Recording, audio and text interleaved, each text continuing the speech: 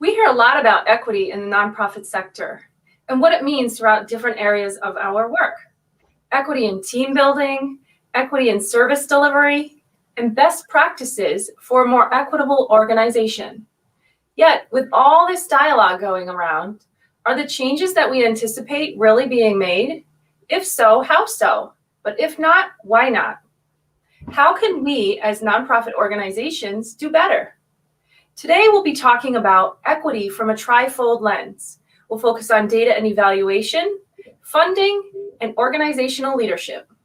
We'll be discussing the importance of measuring equity, how we can advocate for more resources, and how leaders can create more equitable environments. How can organizations ensure that every voice is heard, that needs are met, both from an internal organizational perspective and an external community experience? Welcome to Coffee Time with Masterminds. I'm Rebecca Tuttle, founder and principal of Grant Right Now and Grant Writing for Good. Coffee Time with Masterminds is a 30-minute conversation with leaders of mission-based organizations. If you're just joining us, pop your information in the chat and let us know where you're from. I want to welcome today my two co-hosts, Cynthia Rojas and Peter Blakely. Good morning. Good morning. Good morning. Happy Friday. I know.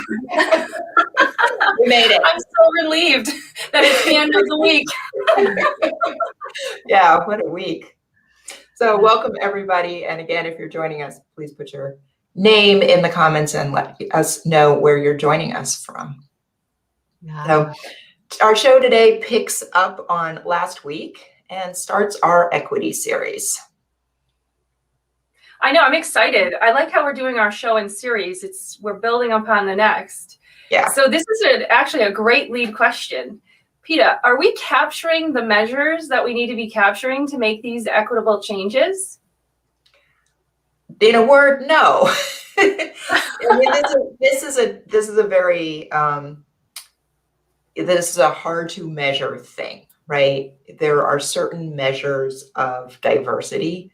There are certain measures of reach that can be employed to, who are we talking to? Are we talking to our target population? Are we talking to a population that reflects our community? Those are fairly easy things to measure.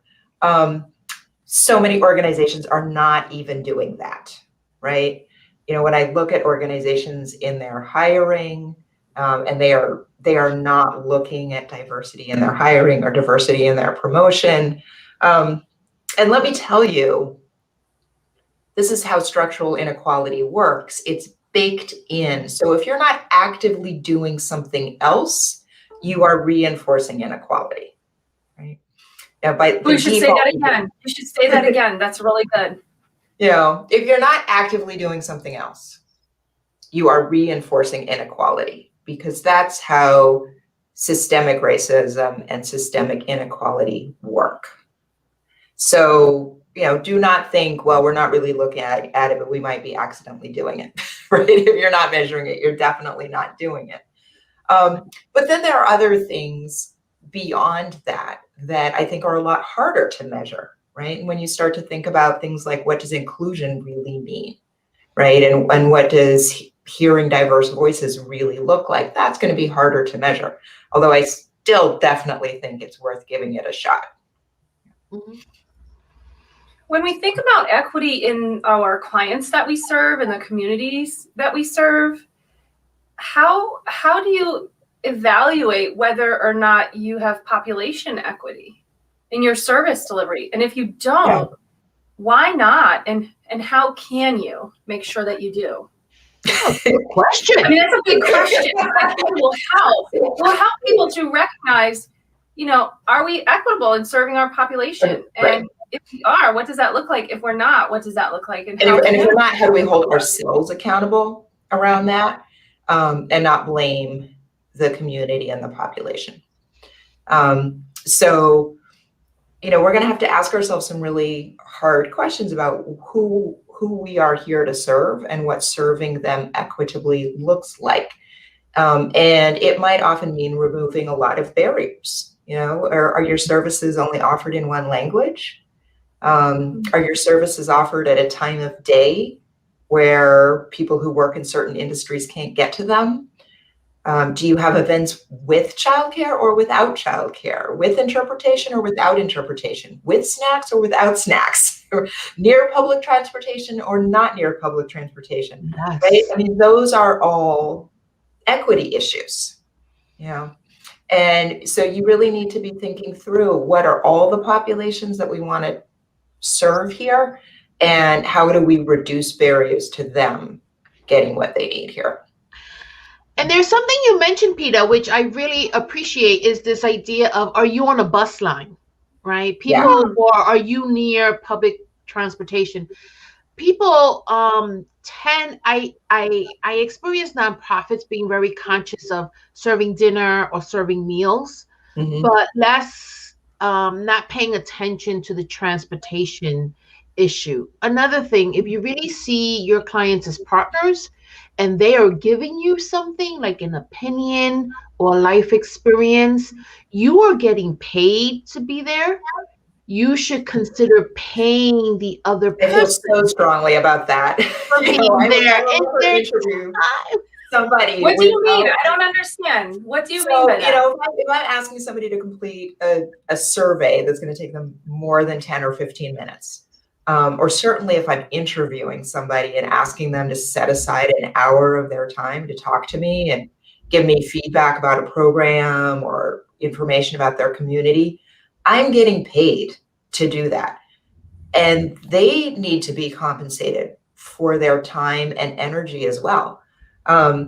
So, you know, I can't always give people money, but I can usually offer at least a useful gift card or some other compensation for the time and energy that they're putting into that. I think that's very important, and a way of honoring and respecting people's time. I see that. And we do that in stipends through grants. I see. I didn't understand the context. Absolutely, you should. And, you know, the way that we always tested whether our programs were, you know, equitable for the populations we served was, is it happening during a meal time when families should be together and not going to receive services because it's convenient for the organization? And also, is it happening during homework time or school time, or too late in the evening when it's bedtime routine? If you can navigate, you know, would you want to go out at those times? Are those times comfortable and convenient for you? If the answers are no, then probably the same answer rings true for your clients. And so that's how we would structure our programs. And we would ask them in survey, what's the best time for appointments? Yeah. Yeah. I mean, that's a really good point. You don't know, and you can't make assumptions. Yeah. Yeah. I totally agree. Well, we know what they say about assumptions, so we don't want to go there. Yeah. So today, you know, you work with some organizations internally about making these kinds of shifts and doing this kind of strategy. What do you see as the big hurdles internally? Yeah. So internally, some of the big hurdles is space, right? So I think you mentioned childcare, but really childcare, if you not, and so there is, let me put this into context. There are one-off experiences with families, but then there are families who are engaged and come to the organization to give you feedback or to participate. And so think about what your childcare looks like. It should not look like babysitting or someone sitting in a chair. There should be intentional engagement strategies to that end. Some of the issues that nonprofits run into is having staff who want to work during non-peak hours. And so if you truly are serving a population that is best engaged during non-peak hours, then when you hire your staff, you need to make that known. And if they can't do it in their lives right now, then that's not the right fit for them. But I see all the time individuals saying, I have to be home at 5. And in all fairness, I get that. But that's not the role for you, right? So there's some of that going on. So space is an issue. I mentioned public transportation ends up being an afterthought sometimes. And so Rebecca, you said, you know, do you want to do it during homework time? Well, imagine if I could go somewhere And there'll be like tutors and mentors, and I could Right. really and someone's going to feed my child, and I could really focus on what I'm supposed to be doing. And then when we're all done, the homework's done. I would go every day. Right. When I did case management, then was program director, we always planned for meals and we planned for those things. And if it was absolute that we had to host during that time, we made it as convenient and helpful to parents and families as we could. And we always had a children's group component. So it was never just daycare babysitting on site. And if it made more sense for us to move our program closer to where the families were located, then we would do that as well. Because sometimes, even if you are on that bus route, do you really want to bring all your babies out in the evening and ride home on a bus if you don't have to, if we can offer you a more convenient experience? Because what happens is, if we're so worried about all of the logistics, and I'm talking about the clients here, can they really do a deep dive into the assistance that we're offering them and really have that authentic experience that they're hoping for? And that we, as an organization, say that our mission is to give. Yeah, good point. Really, really good point. Yeah. Ah.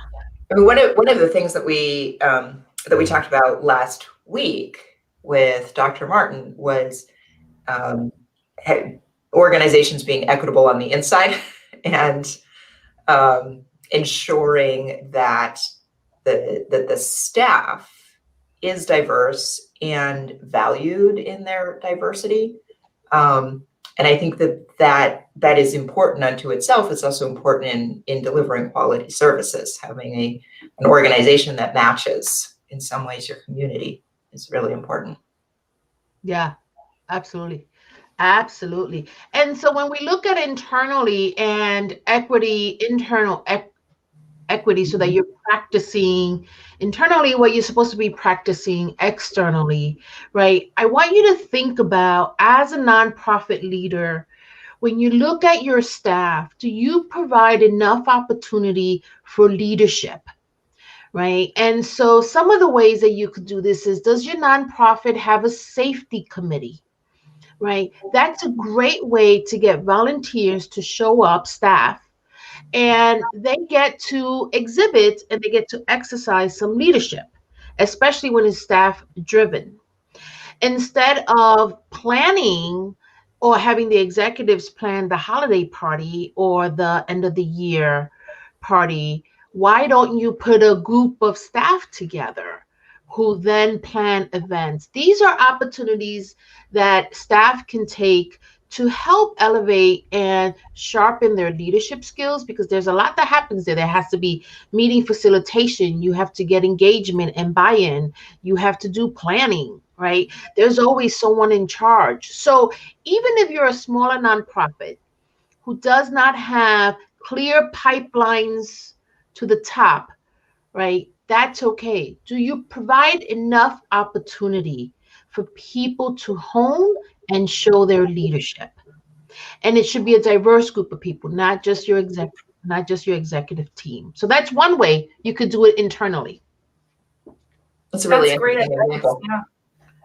That's great advice. It's almost like there's a reason why we used to talk so much about ownership, right? Not Right. just ownership of taking responsibility for things that you maybe could do better, but taking ownership for being an active participant in your mission, and leadership inviting that, right? Instead of just telling everyone what they're going to do, listening to what their ideas are for what we should do or could do.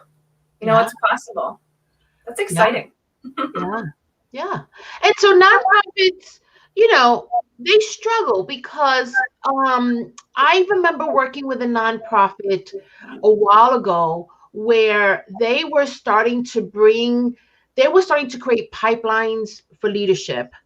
And it included individuals who had not gone to college, right, but had the experience and definitely were leaders in their own right. right? And they were transitioning from an organization that was really highly educated just because of the services that they provided to now incorporating lived experiences. And so you want to be able to be very thoughtful around what that means, right? When people start meeting together, but also providing training opportunities. If you are a sizable nonprofit that is starting to think about pipelines for growth, you should also be thinking about some kind of leadership academy internally so that you could groom your staff to work their way up. Give them the opportunity. That's true equity, is that people have the same opportunity for growth or for a pathway. I Or think if you that's, can enter the academy, maybe a mentorship. I have one of my clients, they always say, be the leader that you look up to. You want to be that same person. That's great, Cynthia. I'm sorry, Peter, go ahead. no, I was saying that, that's kind of a lost art of, training internally and developing our own workforces. Yes, totally. I know that Myra had mentioned earlier that she was going to have a lot to say. So I just want to encourage Myra who's on with us that we are very interested in your experience. Myra works, if you all remember, in New York City school systems. And so that's a different kind of nonprofit, but definitely one that we've learned a lot from. So, yeah. Go ahead. I was just going to say, I think it's really important when we talk about equity. Equity means something different to everyone, and equity is carried out within organizations different across organizations. I don't think that and let me know what you think. I don't think there is one definition of equity because it shows up different in so many different roles and circumstance. But one thing that I think an organization should start from is defining what equity means within their mission and their organization, but talking to their teams about what does equity mean to them and giving them that voice. Yeah, that's a good point. Because otherwise you're just creating systems that you hope to be more equitable. And I think we had a conversation about this a few weeks back about how even though we think something is one way, it doesn't necessarily mean that it is. And we could go on believing that we're, inclusive and equitable and all of this. And it turns out that we're not because, and Cynthia, you could probably talk about the leadership piece here, because people don't feel like they can have their voices heard. Right. Yes. And this is really interesting. A couple of months ago, I was talking to someone who is at a director level in their organization and was talking about this sense of powerlessness. Those were not the words that they were using, but really talking about this dynamic of not feeling like they had power and authority. And I said, well, this is really interesting. You are a director the way everybody else is. But she named roles and she went through how your role gives you more power and authority than other roles. For instance, the director of finance.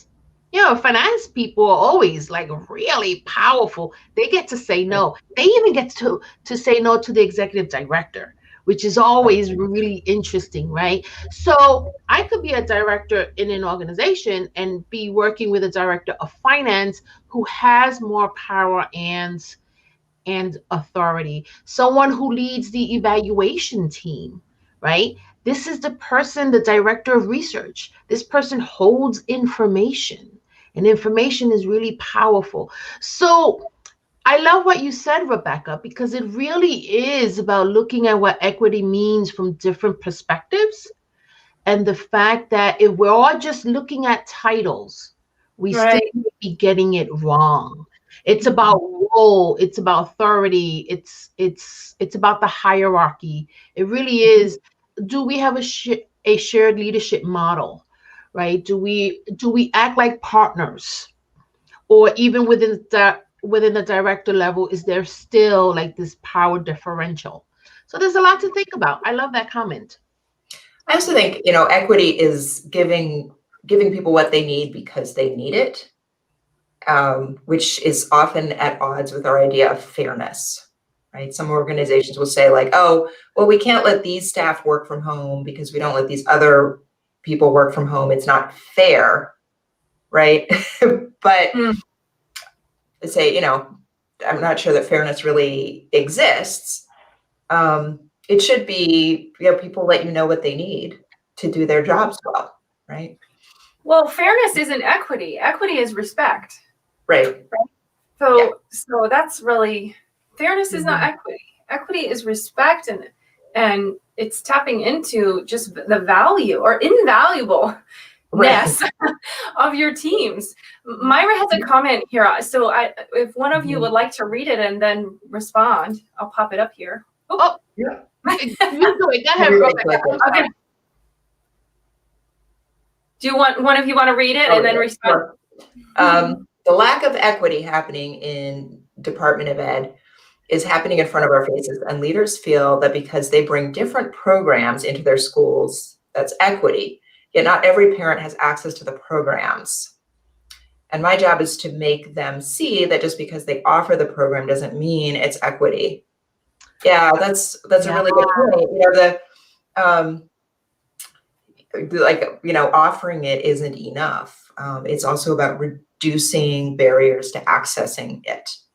And co-creating. How about co-creating it, right? Like, who needs, how improper it would be for someone to tell me they think I need these services. So if I come at 3 p.m. on Tuesday, I can get them. Let's sit with that for a minute. Like, that's crazy. It's a crazy idea. I've been thinking a lot about the notion of targeted universalism, which is essentially saying, right, so universalism is like, well, we're all going to get the same thing. Like, here's this offering and it's fair. Targeted universalism is saying, let's look at specific groups and understand their needs. And so one of the things that it prevents is comparing, right? Is saying, for example, this group of students is not doing as well as that group of students, which tends to happen a lot in education. But instead to say, how is this group doing compared to our target for students, right? Not compared to the best students in the school, but to our target for students, which is generally everybody is thriving and being successful. All right, and now what are the obstacles and barriers for this particular group in getting to that target, right? It's a different way of thinking, right? So now we're not comparing, kids with special needs to kids without special needs, or, black and brown kids to white kids. Now we're just trying to bring all of the students and meet their needs with programs that are targeted for their specific needs, which might mean different times of day, different languages, different forms of engagement, all things like that. Yeah. And I want to say good morning to Jose. Learning models. I want to welcome Jose with us today. He says, good insight on equity and fairness, PETA. Yeah. Welcome. Thanks for joining. Yeah. Yes. I just had a thought and I forgot. So go ahead, Rebecca.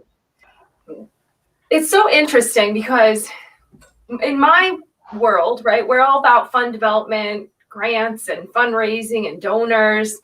And so when you think about equity, it's a really interesting dynamic because what we need more of is more equitable funding to be redistributed to communities that really, really, truly need it, kind of away from the ones who have always gotten it. They're thriving. They have, brand new buildings and their CEOs are, $300,000 salaries, right? So at that point, I wonder, is that really equitable funding? Whereas there's a smaller organization, we talked about this when we visited All Aces, at that grassroots level, and maybe their budget is $1,000. But they're serving 1,000 people. They're knocking on their neighbors' doors. And so when you think about funding, there's interesting conversation to be had, because if you have high-level donors, giving high awards and amounts to these organizations, and they don't even know that there's other organizations that need even a fraction of those resources. How can we all do better and make our, I don't want to say voice, but how can we do better about bringing equitable awareness to some of these other communities who have those high level giving? And I don't have the answer for that. But what I do know is the hardship of this pandemic and the pre-existing hardships before the pandemic didn't go away, and they got worse and created a shatter effect for a lot of these hard hit communities. And we really need to move that. We need to shift that over. And that's not enough yet. We're only just scratching the surface of doing that. And so I wonder, if you operate your organization at such a high level that it's almost a profitable entity, where do you transition into maybe we aren't a nonprofit anymore? I don't know.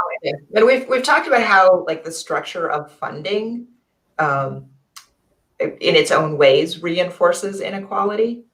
You know, how sometimes the organizations that are closest to the work are not seen as professional, whatever that means, don't have certain kinds of capacity to get in front of certain funders, right? So for all of the reasons that the populations and the neighborhoods that they're serving are disadvantaged, those organizations are disadvantaged. Mm-hmm. Yeah. I always encourage my clients with the smaller nonprofits, partner with the larger groups just to get exposure to funding and, you know, develop your competency as an applicant, right? So they always say, especially in a public bid, partner with someone who has received bid awards so that you then position yourself as someone who can receive that, right? I mean, it sounds ridiculous, but these are the systems, right? Yeah. And so if you can collaborate with another entity, but what you do is you bring your powerhouse application to that other entity so that they can't function in that capacity without you. And I think that's going to be that epiphany moment of, wow, you know, we kind of wrote them off as the neighborhood person who hands out the cookies, right? Versus they know more about their community than we at all, right? We need them. And so then once you are in with those opportunities, then you can say, okay, well, now it's time for me to stand alone, because not only do we have what it takes to serve our community and know them, we have what it takes to receive that high level funding just like you do. And that's what excites me. Yeah. You know, that's what excites me. I am working with an organization right now that works with refugees and immigrants, and their board is all diverse immigrants, and so is their staff. And it's really interesting the amount of conversations we have about culture. Also, consider culture. It looks different in different places, right? And Americans tend to be so biased toward our westernized ways that we don't even see that part of us, right? And really take the time. I mean, when you start on this journey, the burden is on the organization to also create the environment that is conducive for people to show up and also participate in a safe way, right? Learn people's culture. Why do they do what they do? Why do they speak the way they? There are some cultures where they speak, where they vary their tones, right? That takes some getting used to, because in our westernized ideology, we think that's rude, and yet in others, that's just voice fluctuation or something like. They're just talking. And so the burden is on us, is what I'm trying to say. Be ready. Always. Now, I want to apologize. I tripped up my introduction and I didn't mention that Cynthia Rojas is the principal of 2-Year Growth and Peter Blakely is a principal of Blakely Consulting. So that's okay. It's pretty rare. People know by now. I know, but it's important. Minutes ago. I know. I know. I was trying to squeeze it in. Well, thank you so much for joining us. This was a great show today. Yeah, and Myra says that yes, equity is a mindset, and don't confuse it with equality. That's going to come up. So we have 3 more episodes where we will be talking about this and bringing some guests on. And trust me, we will be talking about the difference between equality and equity because that gets confused a lot. So thank you, Myra, for mentioning that. That's great. Yeah. Thank you for joining us, everybody. Yeah. All right. What are our takeaways? Rebecca, let's start with you. My takeaway is that we're just scratching the surface of this work, and don't think of it as work, because when we think about it as work, we think about it as a chore. I think this is what we need to bring some healing to people, and this is only just the beginning. And if you have to make tough choices to put the right people in place to help you do the work, then that's what you're going to have to do. Yeah. Right? Yeah. I love that, Kelly. Peter, takeaway? My takeaway is it's not a project, it's an approach. And I love that, equity can be embedded in absolutely everything. I mean, we've talked about hiring, we've talked about cultivating talent, we talked about delivering programs and measuring program effectiveness and fundraising. It's embedded in every single activity. It's not a standalone project. Yeah, thank you. My great takeaway is that if you are not co-creating with the people that you are serving, then you need to check yourself and see how equitable are you really. All right. That's it. We're at 31 minutes. Yay! Have a great weekend, everybody. Bye-bye. Thank you, everybody.